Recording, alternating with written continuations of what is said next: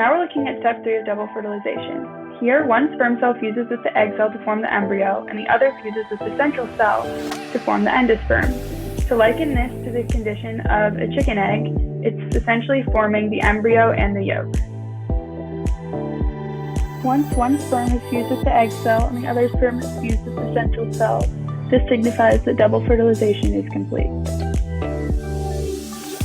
Now we will dive deeper into the biochemical mechanics of double fertilization.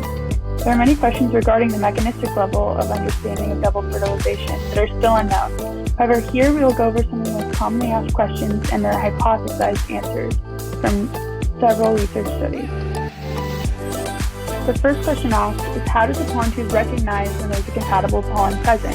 In the case of a compatible pollen, the pollen tube expresses the S-locus F-box protein, SLF, which degrades the sRNAs, allowing for the pollen tube to enter. In the case of an incompatible pollen, the SLF is not expressed and the RNA remains intact, not allowing for the tube to enter. Another common question is, how does the pollen tube grow in the direction of the female gamete? It's hypothesized to be regulated by different gradients being formed throughout the pathway. These gradients are formed by things including water, aminobutyric acids, GABA, calcium, and several small amino acids like D-serine. The last question we will look at is if polyspermy is prevented. It is seen that there is a prevention method for the egg cell from being fertilized twice by two sperm, as observed through various studies. However, the prevention of the central cell being fertilized multiple times is not always present, and this has resulted in irregular endosperm being observed.